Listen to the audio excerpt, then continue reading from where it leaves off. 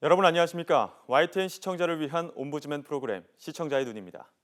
먼저 뉴스 진단 시간입니다. 이번 주엔 김영란법 시행 관련 보도를 모니터했습니다.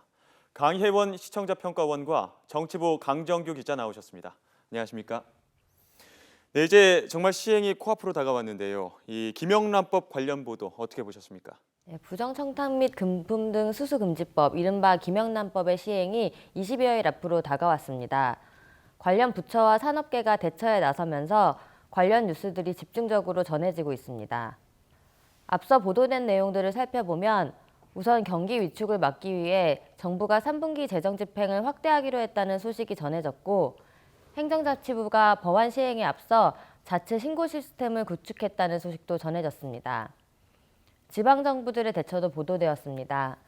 서울시는 이달 27일까지 특별감찰반을 구성하여 공직기강을 특별 점검하겠다는 계획을 발표했고, 부산 기장군의 경우 김영란법보다 훨씬 강력한 기준의 공무원 행동 강령을 개정하여 시행하겠다고 발표했습니다. 무엇보다 법안 시행이 코앞으로 다가오면서 구체적인 적용 기준에 관한 궁금증이 커지고 있는데요. 적용 대상에 있어서도 각급 학교의 계약직 근로자에 대한 적용 여부와 같은 세부 사항에 윤곽이 잡히고 있는 모습입니다. 이와 관련해서 법안의 구체적인 내용에 관한 홍보나 교육 계획이 어떻게 마련되어 있는지 궁금합니다. 예, 아직도 적용 사례에 대해서 논란이 많은데요. 여기에 대한 대책은 어떤 것들이 있습니까? 네, 지난 6일이었죠. 국무회의에서 김영란법 시행령이 의결되면서 입법을 위한 절차는 사실상 모두 끝났습니다. 이제 대통령의 재가와 공포만을 남겨두고 있습니다. 공포란 말의 사전적 의미는 확정된 법률을 일반 국민에게 널리 알리는 일을 말합니다. 법 시행 전까지 국민권익위원회가 가장 역점을 두는 업무도 바로 대국민 홍보인데요. 권익위는 김영란법 적용 대상과 기준을 사례별로 정리한 매뉴얼이나 문답 자료를 만들어 내놓고 있습니다. 잠시 내용을 보면 돈이나 증권, 선물, 부동산은 물론 회원권이나 초대권, 할인권 등도 금품으로 규정해 주의를 요구하고 있습니다. 또 이른바 골프 접대, 교통, 병원 예약이나 취업 청탁 등도 포함됩니다. 결혼과 장례의 경우 10만 원이 넘지 않는 범위에서 경조사비를 받을 수 있지만 생일이나 돌, 회갑, 집들이 등은 경조사에 들어가지 않아서 금품을 받을 경우에 법에 저촉됩니다. 로마에 가면 로마법을 따라야겠죠. 외국인이라도 우리나라에서 부정 청탁을 하거나 금품을 제공하면 김영란법에 걸립니다. 식사 자리에서 선물을 함께 받았다면 어떻게 될까요? 식사와 선물의 상한액 가운데 높은 금액을 기준으로 하기 때문에 두 비용의 합계가 5만 원을 넘으면 안 됩니다. 학부모 30명이 각자 10,000원씩 모아서 교사에게 30만 원짜리 선물을 했다면 주는 사람은 350 규정에 어긋나지 않는다고 생각할 수 있지만 받는 사람 입장에선 명백한 위법입니다. 이 밖에 청탁을 하려는 사람과 비공개적인 접촉 등을 피하고 불가피한 만남의 경우 민원실 등 공개된 장소를 활용하라고 권고하는 등 행동 요령을 밝혀두고 있습니다. 권익위는 전화나 이메일, 홈페이지 게시판 등을 통해서도 김영란법을 알리고 있는데요. 지난 7월 말 헌재 판결 이후 김영란법 시행이 사실상 확정되면서 문의 의뢰 수가 급증했고 하루 평균 1,000통의 전화가 걸려온다는 말이 나올 정도로 문의가 많습니다. 전체 문의 건수를 일일이 파악하는 것 자체도 어렵지만 한 건에 많게는 200개에서 300개의 세부 질문이 들어있는 경우도 있어서 소화가 안 될 정도라고 합니다. 무엇보다 대부분이 김영란법에 대한 유권 해석을 요구하는 내용이어서 대답도 간단치가 않습니다. 단순히 질문에 있는 내용만으론 사실관계를 따져보기 어렵기 때문에 배경과 경위 등을 알아보다 보면 그만큼 시간이 걸리는 것이죠.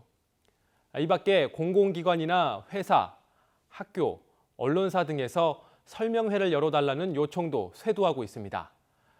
문제는 인력인데요.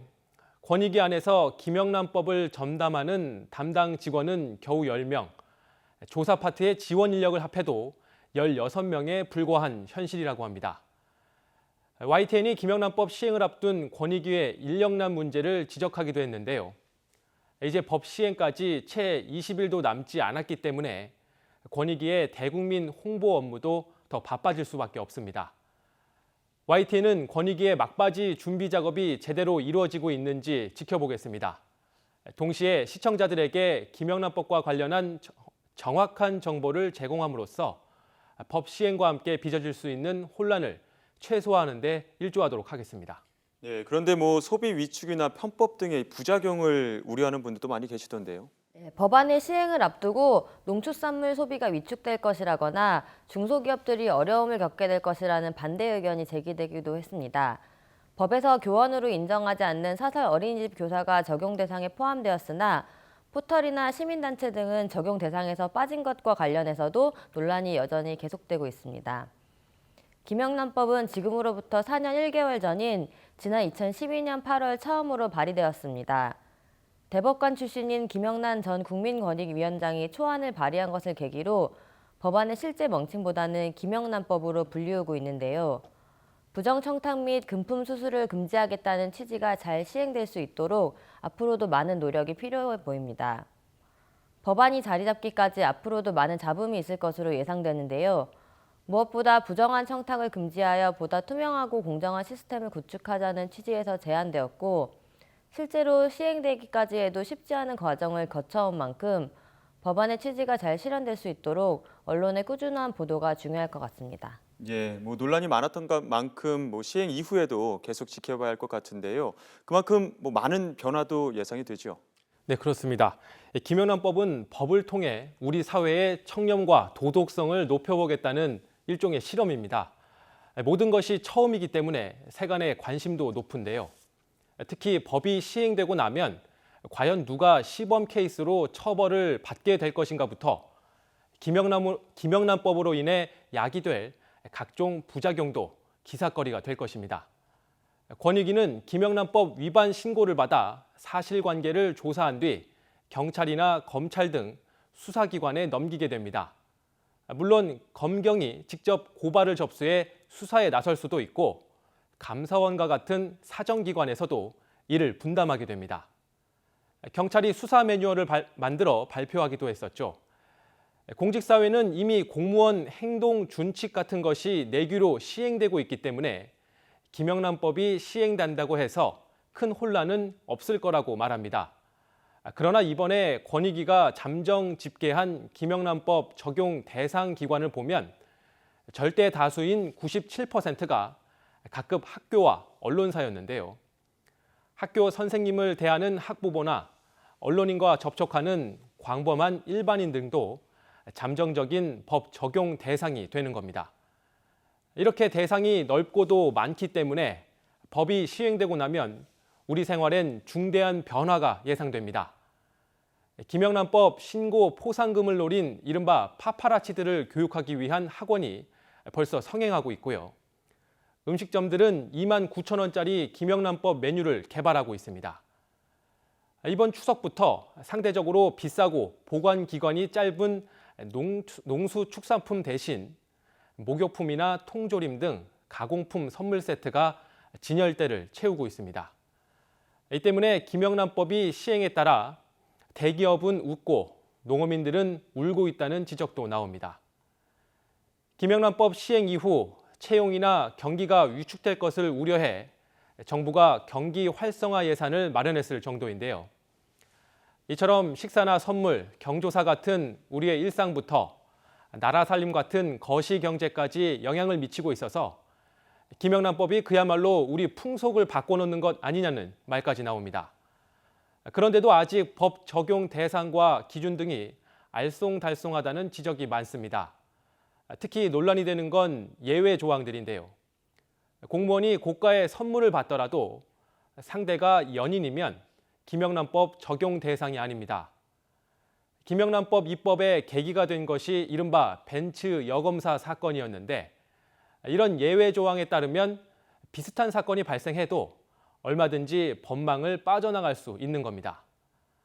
또 서울대병원이나 세브란스 병원 등 국공립 또는 대학병원은 입원 수속을 청탁하면 김영란법에 위반되지만 삼성 서울병원이나 아산병원 등 일반 병원은 청탁을 해도 법에 걸리지 않습니다.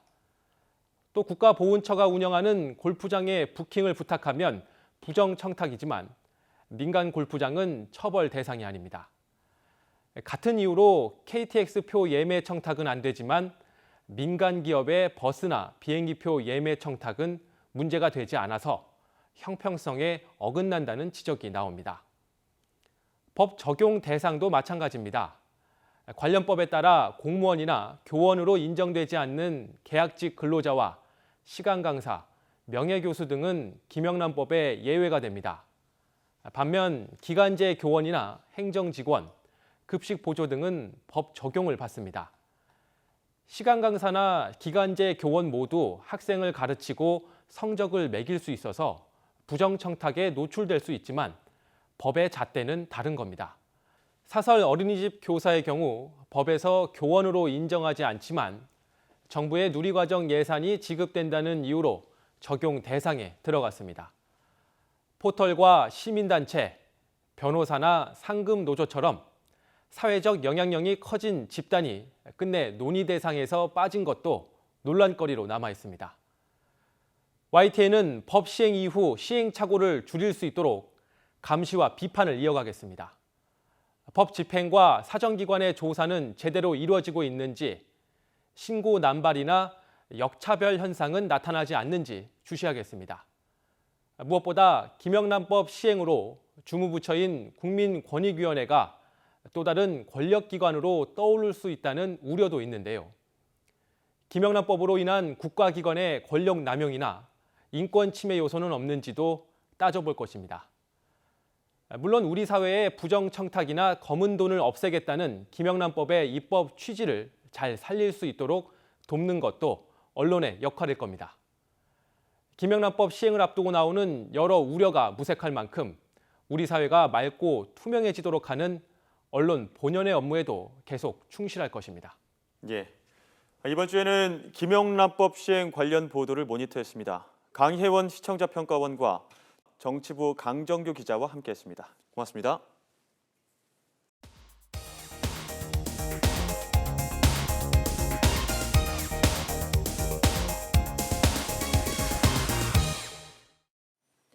지상파 DMB 채널인 YTN DMB 프로그램을 평가하는 내가 본 YTN 순서입니다.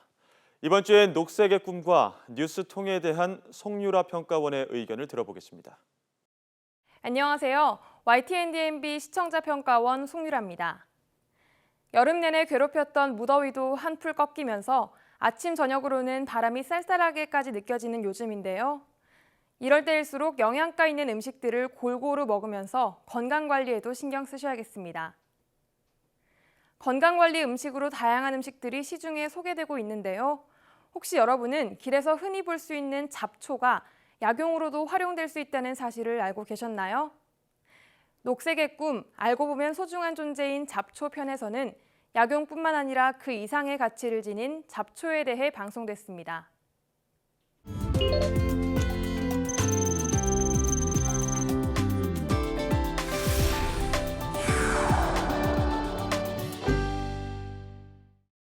그간 잡초는 논밭에서 작물의 재배를 방해하는 존재로만 여겨졌었는데요.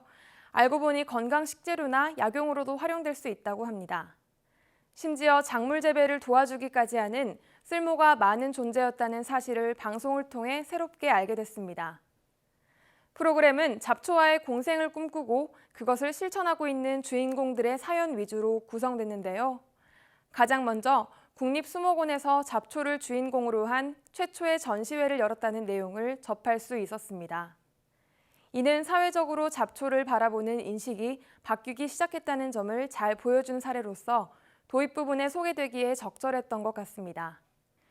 전문가의 설명과 함께 약용 잡초들이 하나하나 소개되기도 했는데요. 모르면 잡초, 알면 약초라는 말이 딱 와닿았습니다. 잡초로 알고 있던 풀들의 이름, 생김새와 그 활용을 친절하게 제시해줘 그동안 무심코 스쳐 지나갔던 풀들을 새롭게 바라볼 수 있는 계기가 됐던 것 같습니다. 또한 방송을 통해 식용 잡초들의 사례들도 다양하게 접할 수 있었는데요. 단순히 샐러드뿐만 아니라 우리가 흔히 레스토랑에서 즐겨 먹는 파스타나 에피타이저 등에도 이용될 수 있다는 점이 흥미로웠습니다. 다만 이 과정에서 식용 잡초들의 조리법을 조금 더 상세히 설명해줬다면 시청자들에게 더 실용적인 정보를 제공해줄 수 있을 거라는 생각이 들었습니다. 또한 모든 잡초에는 영양소가 풍부하기에 전부 먹어도 된다는 느낌을 받았는데요. 이는 자칫 먹어서는 안 될 잡초들까지 포함하는 것 같아 이를 구분해서 설명해줬어야 한다는 아쉬움이 남았습니다. 그동안 잡초는 농부들에게 제거 대상이 돼 왔는데요. 흔히 잡초가 작물로 가는 영양분을 가로채 정상적인 성장을 방해한다고 알려졌기 때문입니다. 그러나 잡초로 알려져 있는 풀들과 함께 재배한 작물들은 비료 없이도 건강하게 잘 자랄 수 있다고 하는데요. 오히려 작물들을 강하게 만들어줘서 열매들이 더 크고 맛있어지며 필요한 영양소와 산소가 잘 공급될 수 있도록 길을 열어주는 긍정적인 역할을 한다는 사실이 또 한 번 새롭게 다가왔습니다. 이 긍정적인 효과를 미리 알고 생태계가 스스로 일을 하도록 놔두는 자연농법으로 작물을 재배하는 농부들의 삶이 소개됐는데요. 전문적으로 자연농법을 시행하고 있는 만큼 잡초에 대한 풍부한 지식과 경험에서 우러나오는 농부들의 생생한 설명이 인상 깊었습니다. 이는 시청자들이 갖고 있던 잡초에 대한 편견을 깨고 인식을 바꿔주기에 충분했다고 생각합니다. 요즘은 빨리 키워 팔기 좋게 만들기 위해서 특정 약품에 과도하게 의존해서 작물을 키우는 경우가 많은데요. 과일이나 농작물의 영양분 손실은 고려하지 않은 채 이처럼 상업적인 이득에만 급급한 현 농작물 재배 행태에 대해 다시 한번 생각해보게 됐습니다. 이번 녹색의 꿈은 자연을 통해 우리들의 삶까지 되돌아보게 해줬는데요. 한 농부의 인터뷰를 통해 잡초와 함께 자란 작물들은 경쟁 관계가 그리 심하지 않고 자기들끼리 잘 섞여 자란다고 소개했습니다. 문득 경쟁에 치여 공생하지 못하는 우리 삶이 얼마나 각박한지 되돌아보게 됐습니다. 이 밖에 안타까웠던 점은 비슷한 사연들을 위주로 다루다 보니 영상이 자칫 재미가 없고 지루하게 느껴졌는데요. 중간중간 다양한 종류의 화면을 삽입해 화면 구성을 조금 더 다채롭게 했다면 보는 재미가 더 있었지 않았을까 하는 아쉬움이 남았습니다.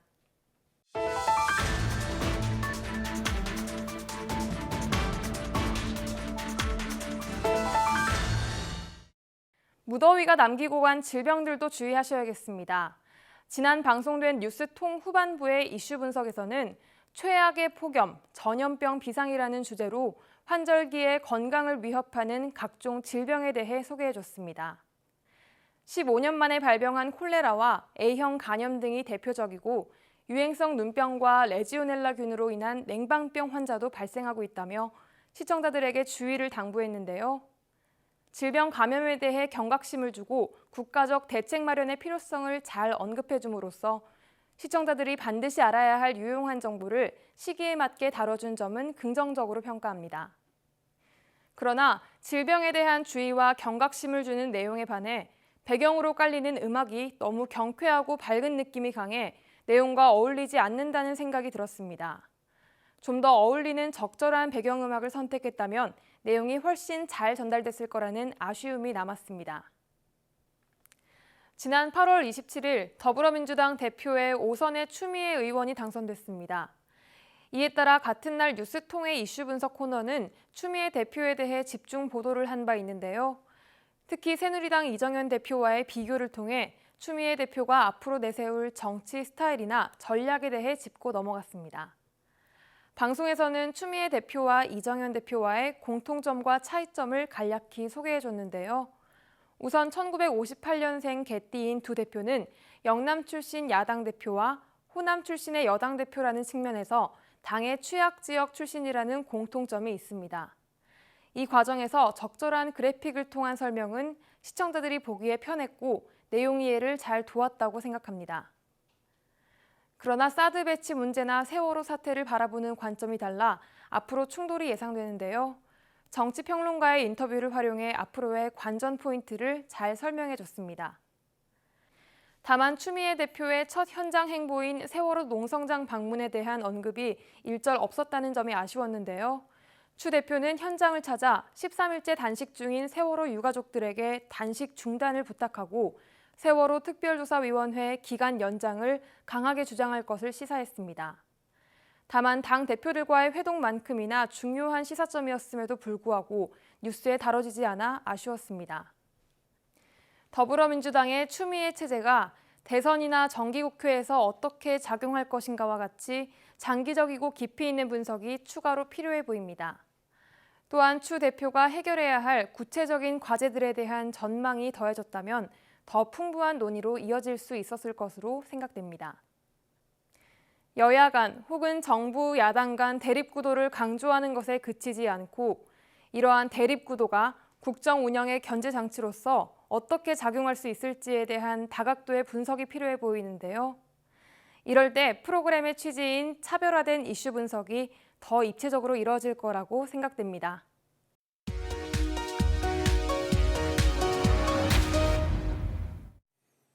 이번 순서는 시청자들의 지적사항을 정리한 모니터 보고 시간입니다. YTN 뉴스를 시청하다 보면 용어 설명이 필요한 자막이나 기호를 함께 표기해야 쉽게 이해가 되는 자막이 종종 나타나는데요. 시청자들은 좀 더 정확한 뉴스를 당부했습니다. 지난 7일 북한에서 중상급 생활, 이민형 탈북 절반 넘어라는 스크롤 자막이 방송됐는데 시청자들이 제대로 이해가 가능할 수 있게 이민형 탈북이 무엇인지 설명이 필요했다는 지적이 있었습니다. 같은 날 통계청이 발표한 인구주택 총조사 결과를 자막으로 소개했는데 인구 명수와 퍼센티지를 함께 제공하면서 괄호 기호를 사용해 표현했으면 훨씬 더 가독성이 높은 자막이 될 수 있었다는 지적이 있었습니다. 그리고 지난 5일 스폰서 부장검사 의혹, 대검, 넉 달 만에 감찰 착수라는 스크롤 자막에서 스폰서를 스포서로 잘못 표기하는 오류가 있었습니다. 같은 날 병원 사망 원인, 질식 진단, 유족 경찰에 신고라는 자막에서 유족 뒤에 쉼표를 추가해 유족이 경찰에 신고했음을 표시해야 이해 가능한 올바른 자막이라는 지적이 있었습니다. 그런가 하면 더불어민주당 김부겸 의원의 발언을 소개하면서 히든 챔피언이라는 단어를 사용했습니다. 히든 챔피언은 경제학에서 대중에게 잘 알려져 있지 않지만 각 분야의 세계 시장을 지배하는 우량 기업을 말하는데 전문 용어인 만큼 해당 의미를 부연해주거나 다른 용어로 쉽게 설명해주면 더 좋은 뉴스가 될 것이라는 시청자 지적이 있었습니다.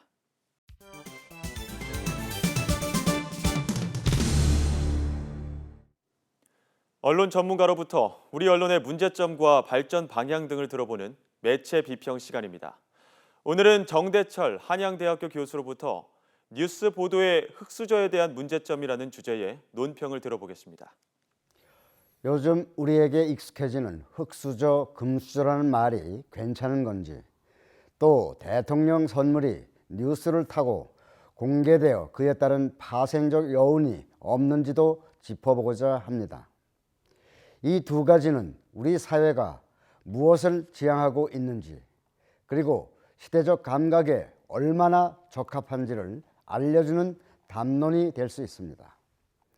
또 자화자찬, 즉 자기가 잘났다는 자랑은 절제하라는 뜻이고 겸손을 강조한 말로 사용되었습니다. 그 반대 현상을 보여주는 사건들이 속속 이어지고 있습니다. 갑질이니 관행이니 다른 나라에서도 핵심을 벗어난 도피용으로 사용되던 상습적인 단어들이 반복적으로 보도되고 있습니다. 금수저니 흑수저니 하는 보도가 연예가 뉴스, 북한 뉴스, 고위층의 뉴스에서 사용되고 있습니다. 비판적이고 상징적인 의미를 담고 있지만 차별이나 손해를 보는 흑수저, 승승장구하는 금수저로 단순하게 분할하는 것은 이중적 가치를 가리키고 있습니다. 그리고 대통령의 선물은 대부분 국민이 받고 싶은 대상이 될 수 있습니다. 많은 서민을 만나고 서민의 편에 서는 위치에서 다른 뜻으로 오해를 살 수 있는 선물이 되지 않는지도 다시 보아야 합니다. 대통령 선물이 국가 발전을 위한 노고에 감사한 마음을 전하는 순수한 표시로 알고 있습니다. 선물 대상의 범위가 커지고 비교적 상위 계층이 주 대상이 되다 보니 일반 사람들은 그런 게 있는지도 몰랐을 뿐만 아니라 안다고 해도 공로가 있는 사람들에게 주는 인사로 해석할 것입니다. 지금 우리의 형세는 경제 문제, 기업의 구조 조정, 안보 문제, 실업 문제, 교육 문제 등 어려운 상황과 연계해 보려고 할 것입니다. 받았다, 안 받았다, 반송했다 등등 보도를 통해 공개된 뉴스를 우리는 보면서 허탈해지는 대부분의 사람들을 생각해 보아야 합니다. 뉴스 보도가 누구를 위한 것인가라는 기본적인 정신이 뉴스의 진동과 파장을 담당해야 합니다.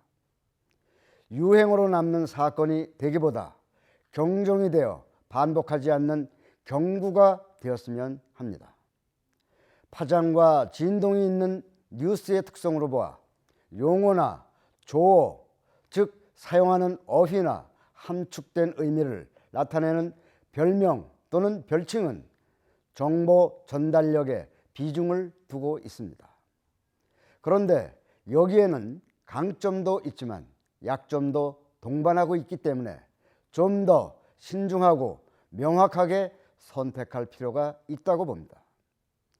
뉴스에 대해 전형적인 개인의 반응은 반복하려는 욕망으로 나타나는데 우리는 화제성으로 해석하기도 합니다.